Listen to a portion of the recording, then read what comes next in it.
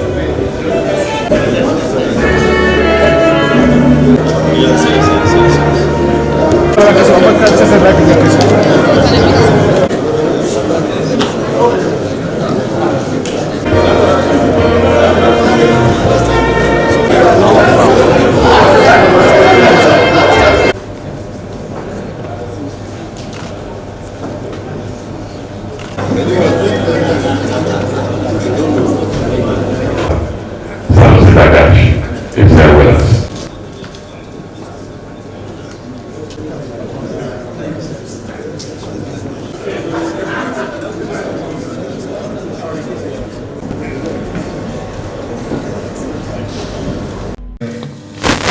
Your Excellency, former President of Nigeria, President Goodluck Ebele Jonathan, ably represented here, all your excellencies here present, your royal majesties, distinguished ladies and gentlemen. Well, it gives me great pleasure to be asked to review this book. I'm probably, well, the only person in this hall who has read this book maybe twice. So I consider myself privileged indeed to have then been asked to come and do this review. Copies are on sale, so if you disagree with me, just buy your own copy. Okay, here we go.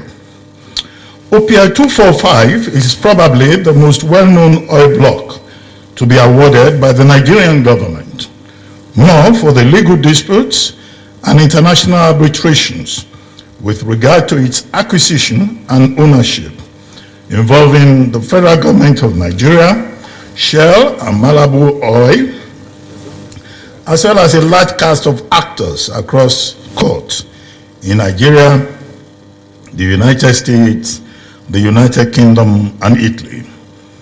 Whereas OPL 245, a versatile deep-water offshore asset of the Niger Delta, was one of other similar licenses awarded to encourage indigenous participation in Nigeria's oil and gas sector.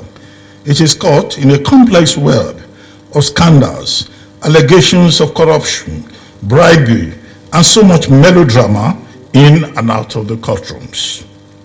In an earlier book titled Burden of Service, Mohammed Bello Adoke, SAN, had written, among other things, on this controversial oil prospecting license, or what is also known as Malabu Gate. In the present book, a sequel to his first book, he focuses on the OPL 245 in an extensive and comprehensive account of the allegations about his role, the burden that he has had to endure in terms of what he calls clinical persecution, or the lies and more lies, I'm quoting him, that were told against him and his eventual vindication. Adoke's OPL 245 is, by his own admission, therapeutic, a book that needed to be written to set the record straight for posterity and to clear his name through a documentation of facts and circumstances. Adoke was Nigeria's Attorney General and Minister of Justice, April 2010 to June 2015. At the time the OPL 245 saga began in 2003, he was not yet in government, nor was he either when the block was revoked by the Obasanjo government on July 2nd, 2001, or when a settlement agreement was signed in 2006. Then when he was appointed Attorney General and Minister of Justice in 2010, OPL 245 became one of the matters he inherited as Attorney General. It was during this period that the Jonathan administration confirmed the award of OPL 245 to Malabu.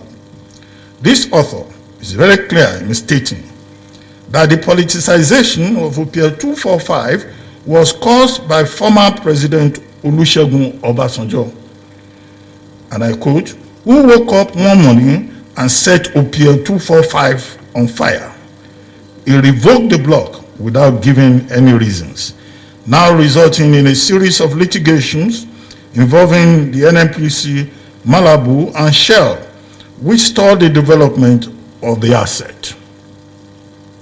One of Adoke's first assignments as Attorney General of the Federation and Minister of Justice was to help unpack the logjam, and he had advised that the 2006 settlement agreement was binding on the federal government of Nigeria.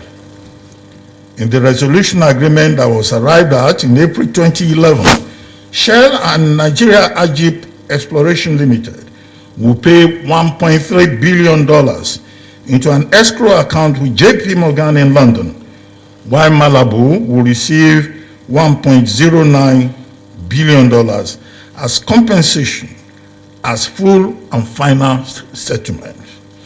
As the Chief Law Officer of the Federation, Adoke was convinced that he had given the government proper advice in the circumstances. This book is about the twists and turns that he will have to deal with later. The exact nature of the burden of service that he has spoken about is laid bare in this book.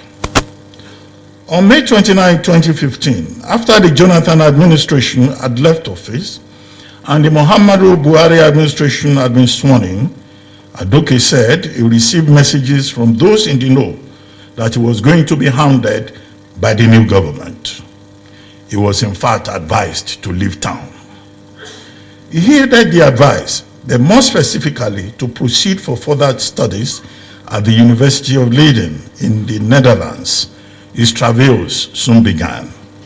He was accused of taking a bribe of 300 million naira, $2.2 million at the time, from the OPL 245 agreement, or another 801 million, then cases of money laundering and abuse of office. Adoke insists on his innocence. Nonetheless, he remained in exile from May 29, 2015 to December 19, 2019. In between, the Economic and Financial Crimes Commission filed cases against him in court. His name was mentioned in legal disputes in Italy, the US, and the UK. His apartment was raided in the Netherlands. His houses were searched in Nigeria. A warrant of arrest was issued against him internationally, leading to his arrest and detention for 35 days by Interpol in Dubai, UAE. And upon his return to Nigeria, he spent another 55 days in EFCC detention. He was even interrogated over the P&ID matter, and it was not until April 2024 that he was fully cleared of all allegations of wrongdoing in Nigerian courts, resulting in his vindication. Thus, he has had to suffer for about 8 years with threats to his life and well-being. As he puts it, now I quote him, he says, when President Muhammadu Buhari came to power in 2015, he chose to come after me. Agreed that he misruled Nigeria for 8 years, but he at least got distinction in one thing, destroying my name. He turned me to the poster boy of a scandal that never was. I was arrested and detained in the UAE for 35 days. I was arrested and detained for another 55 days in Nigeria by the EFCC. Anywhere my name is mentioned today, it is Malabu and OPL 245 that usually come to mind, thanks to Buhari, who harbored a collection of bitter feelings against me for reasons best known to him. End of quote. In this book, Adoke fights back, relying on his vindication at every turn by the courts. The book is divided into 5 parts and 26 chapters. It's a cold-blooded, no-holds-barred response to everyone whom he considers as having played an unkind role in the course of his travails. This may well end up as a very controversial book, as the affected persons and institutions may seek to write their own stories, for it should not be assumed that everyone in this cast of heroes and villains will simply read the book and accept guilt. A few examples may perhaps convey an impression of this book's flavor. In chapter 5, Adoke says, former President Olusegun Obasanjo is clever by half. I'm quoting him, I'm not the one saying so.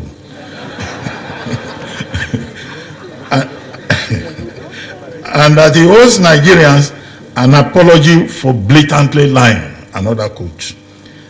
He says, and I quote again, Obasanjo failed the ultimate leadership test in the matter of OPL 245. He adds that, and I quote, it was disingenuous of Obasanjo to have tried to distort historical facts. On President Buhari, he observes that he, Buhari, was driven by vengeance. Vengeance for the Abacha family. He believed I was unfair to the Abachas in the OPL 245 deal. Having established what he calls intrigue and vendetta in the first part of the book, part 2, titled A Den of the Famous, is a systematic scoring of those he considers his traducers, namely President Muhammadu Buhari, a friend and defender of the Abacha family, Professor John Padden, author, he says, of the shabby biography of Muhammadu Buhari, Mohammed Sani or Mohammed Abacha, who claims he owns 50% of Malabu, which he did not pay for, and yet wanted a cut from the Malabu windfall. Others, who seem to have been part of the grand conspiracy against Adoke, include Professor Yemi Osinbajo and his lawyer friend Olabode Johnson, whose firm, and I quote, whose firm and partners were targeting a commission of between 5 and 35%. Mr. Abubakar Malami, Adoke's successor as AGF, UK-based Global Witness, an Italian prosecutor called Fabio Do Pasquale, Header Resource Center, a Nigerian NGO working with Global Witness, Mr. Rislanuddin Mohammed, who lied, Sahara Reporter, which Adoke calls an anything goes website, and Premium Times newspaper, all involved in character assassination and the mudslinging agenda. Chapter 8, titled The Ruthless Enforcer, is a detailed review of the role of the EFCC under Mr. Ibrahim Magu in the author's travails, what he calls the Magu pandemic. One EFCC prosecutor, Mr. Balasanga, is even dismissed as one low-life, miserable person. Adoke does not pull his punches. Large portions of this book must have been written in a fit of anger. Professor Yemi Osinbajo is labeled the conflicted Mr. Clean, that's another quote, who likes to be seen as the epitome of transparency, honesty, and accountability. Abubakar Malami is called a betrayer and a viper. The whole of chapter 10 is devoted to the antics of Malami. Olanrewaju Suraju, Header Resource Center, and Global Witness got their own thrashing in chapter 12, titled The Headless Mob. Fabio Do Pasquale is the Italian jobber whose eventual demotion by Italy's Superior Council of the Judiciary Adoke celebrates, just as he also gloat over Mr. Godwin Emefiele's travails later in the book. Death finally caught up with the hunter, Adoke writes sarcastically. Part 3 is titled Harassed and Embarrassed, 5 chapters in which the reader is taken through the author's detention in Dubai for 35 days from 12th November 2019 till 19 December 2019, when he decided of his own volition to return to Nigeria only to be detained for another 55 days in EFCC custody. Part 4, Trials and Triumphs, is a detailed report of the various cases related to OPL 245 in the United States, Italy, the UK, and the pronouncements by the courts in Nigeria. Lawyers, students of case law, prosecutors, and the general reader will find a law that is instructive in this part of the book. The reporting is robust, the documentation is extensive and illuminating about how the path to justice may be taught to us. Justice for the accused, justice for the jury, and justice for society.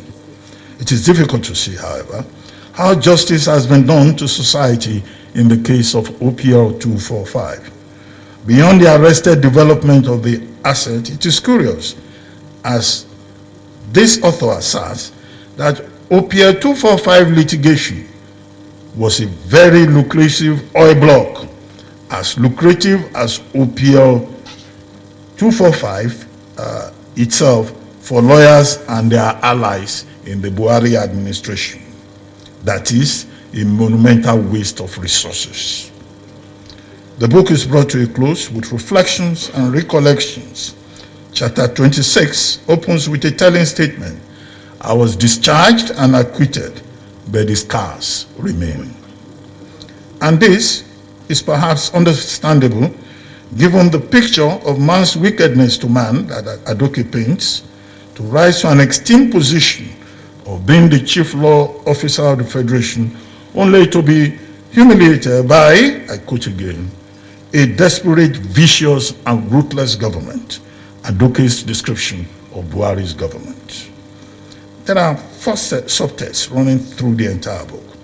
The first is how the institutions of state, such as the EFCC and the judiciary, can be used to pursue unmitigated acts of persecution. The second is the fickleness of the human mind and this deep-seated hatred that some gnaws in their minds.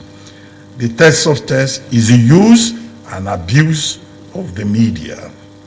And the fourth is how the treatment that people like Adoke who serve in government receive discourages many other public-minded, public-spirited persons from serving their country.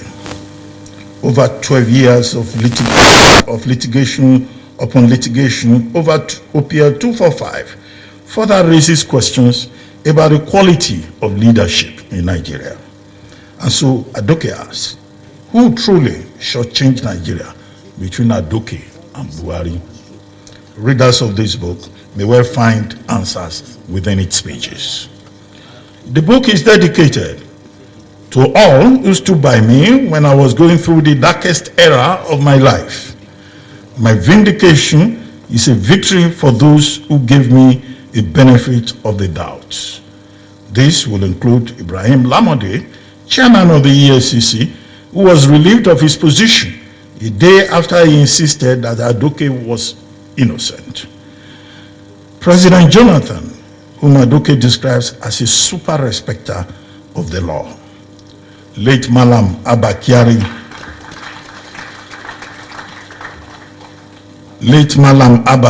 Chief of Staff to Buhari, Ambassador Baba Kamara, the legal team led by Chief Akanu Agabi, SAN, as well as true friends and relatives. The book ends on a note of thanksgiving as the author chooses to pray. I quote, "The Almighty, to whom all glory belongs, will reward every single person who stood by me." End of quote. The boy from Nagazi, Mohammed Bello Adoke, SAN, CFR, lawyer, now author and public intellectual, should find some healing for his scars if his story, as told here, is warmly received by those to whom it may concern. The book has strong merit. Thank you. Nigeria has endured the silence of too many who left public service with their stories sealed in the vaults of memory. Our public service is a territory governed by silence. There is silence to preserve relationships. There is silence to protect secrets too delicate to disclose. And there is silence for memories we would rather forget. As a generation of leaders, we must summon the courage to document our journeys.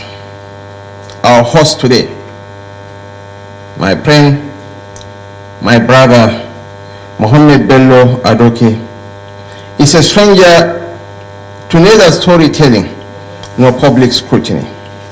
He is, first and foremost, a lawyer, and a very prominent erudite lawyer for that matter.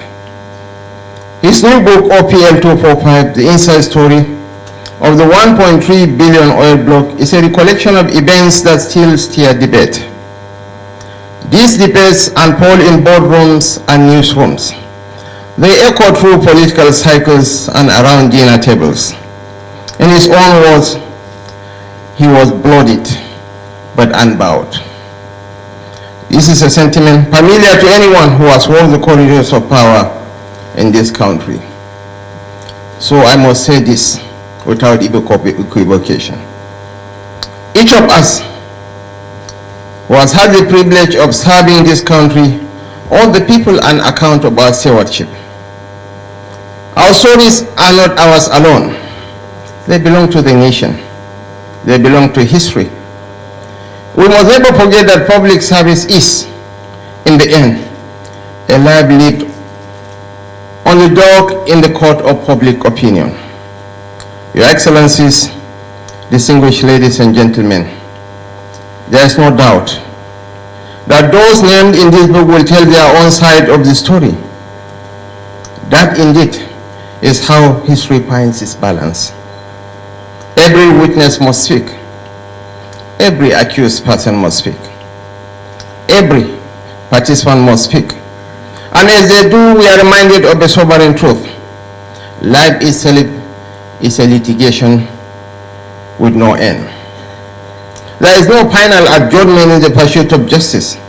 There is no permanent discharge in the reckoning of history. We have always been summoned, not by a judge, but by conscience and by posterity. This book, therefore, is an access card to the next phase of hearings in the court of public opinion. The pages of this work will inspire debates. They will provoke rebuttals. They will ignite fresh investigations. These conversations will take place in drawing rooms, in lecture halls, and in the columns of tomorrow's newspapers. I believe that Dr. Ruben Abati will feature this book in his next column.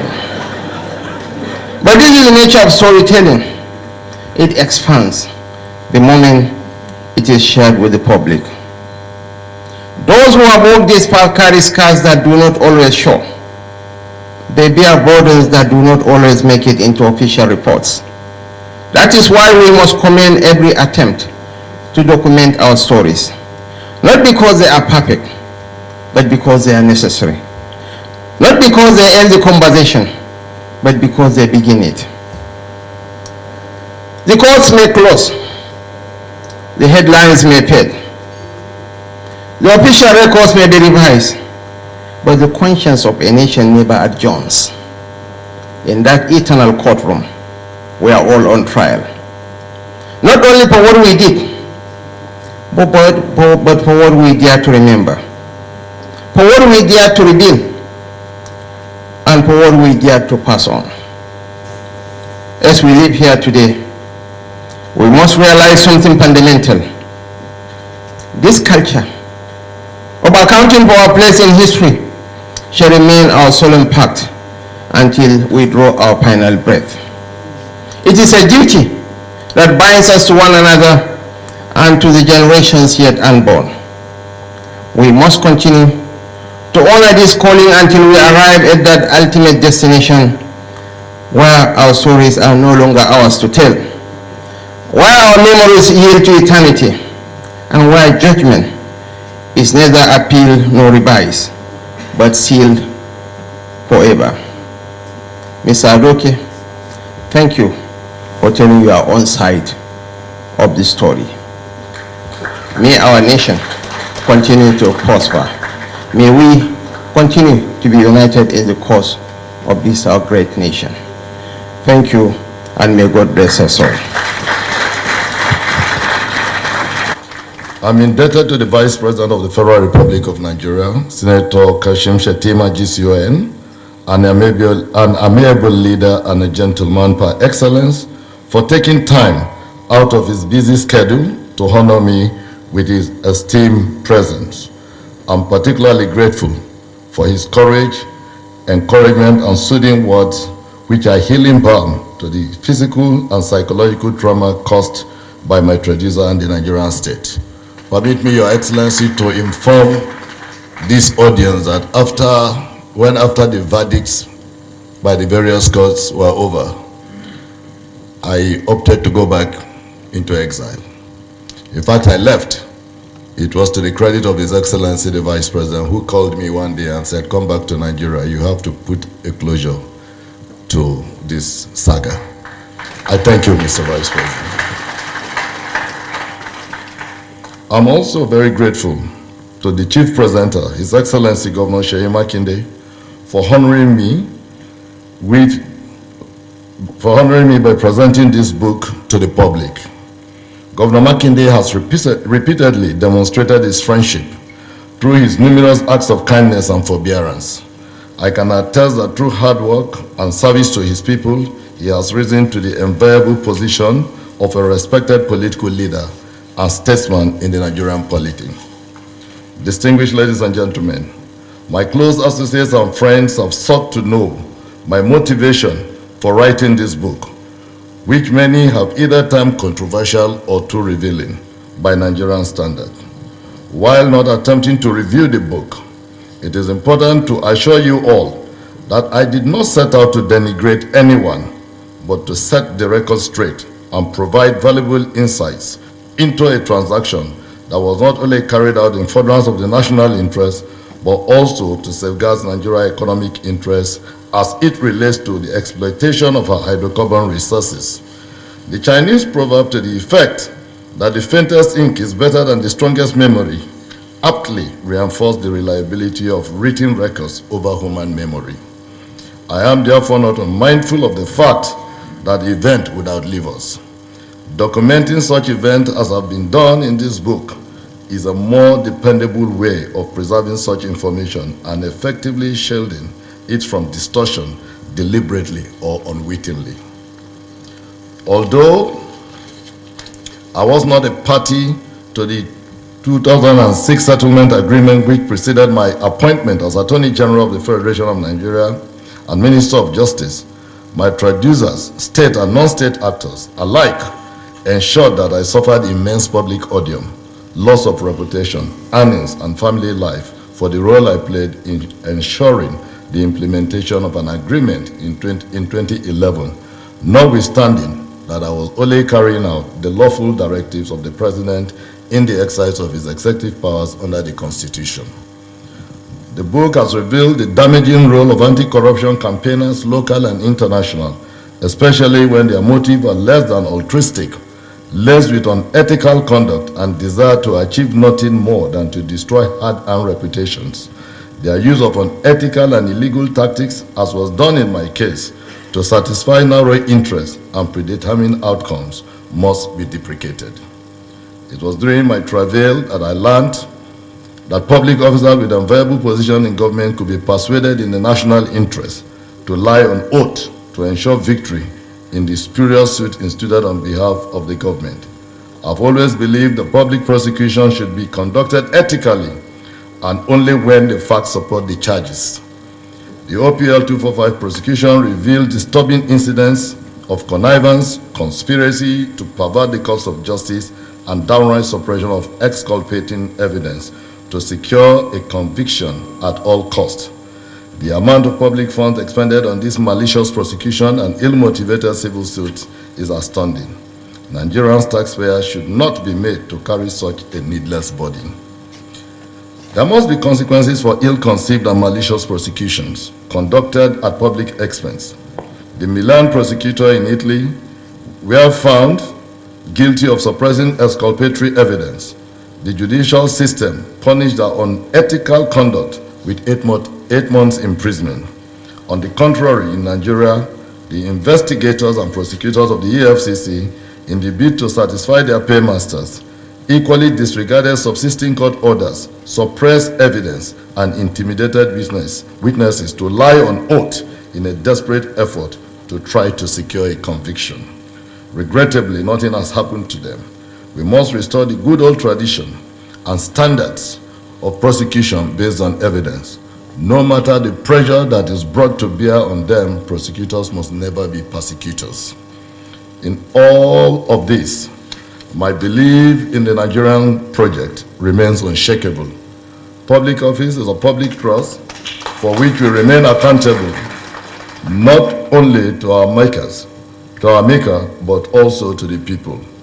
It is said that when you fall into hard times, that is when you know your true friends. I was lucky to have friends that I could lean on, even in those difficult years in exile. While for want of time, I cannot begin to call all of them by name, I must acknowledge His Excellency Ahmed Usman Ododo, Governor of Kogi State, for his brotherly love and support. I must also acknowledge the role played by His Excellency Alhaji Ahmed Adamu Mazu in my years in exile. I thank him very much for his friendship as well. Permit me, Your Excellency, to recognize His Excellency Rotimi Chubeke Amechi for his friendship and support, particularly his various visits to me while I was in Ghana. Same equally goes for my friend, His Excellency SN1 Nyesom Wike, CON, the current Minister of FCT, who stood by me when I came back from exile and gave me all the necessary support. I remain grateful. I also acknowledge the friendship and support of His Excellency Governor Nasiru El Rufai, former Governor of Kaduna State, Chief Ben Peters, Chairman Aiteo Group, Prince Godi Jadi Abba, who stood for over 3 hours waiting to see me when I was detained by the EFCC, and he was refused access to me, yet he was a minister in the government of the Buhari government at that time. My brother, my friend of 45 years, Dr. Didi Dodo, OFR, SAN, a culprit who persuaded me into writing this book, so if there is any backlash, we have to share it together. My brother, Professor Fibian Ajogu, who was always with me in Ghana as well, giving me all the necessary moral support and giving me literatures, books to read to occupy my time. And of course, my brother, Mahesh Vaswani, who ensured that throughout my stay in Ghana and Dubai, I was comfortable. I remain grateful. Let me also thank Mr. Roland Ewubare, the current COO of NNPC, Mr. Simon Kolawole, founder of the Cable, His Excellency Alhaji Rabi Musa Kwankwaso, like I've said earlier on, who visited me more than twice in Ghana and who upon my return did everything possible also to support me, to encourage me, and to get reintegrated back to the country. I thank you, Your Excellency. I want to thank my sister Hadiza Bala Usman, who is currently a special advisor in this government, who has been also very supportive. We share literatures together, we share our experiences together, and I'm grateful for your sisterly love and affection. Thank you.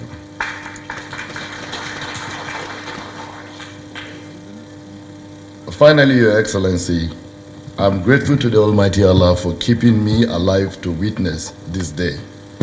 My profound gratitude goes to my family, particularly my wife Saaditu, who is unavoidably absent today because she lost an uncle of hers.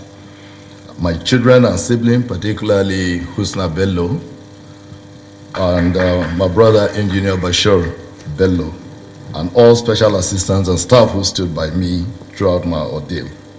Permit me to say, Your Excellency, that I've forgiven all those who have hands in my ordeal. With the public presentation of this book, sir, I say boldly and clearly that I admire the courage of Ibrahim Mustapha Magum in coming forward to make up with me, to apologize to me, and to empathize with me for the role each and every one of them played in my travail. I have forgiven him. I see him as a friend, and I hope he will take steps to also make up with others that may have been victims of his activities in office. May God bless you all. Thank you very much. I'm grateful.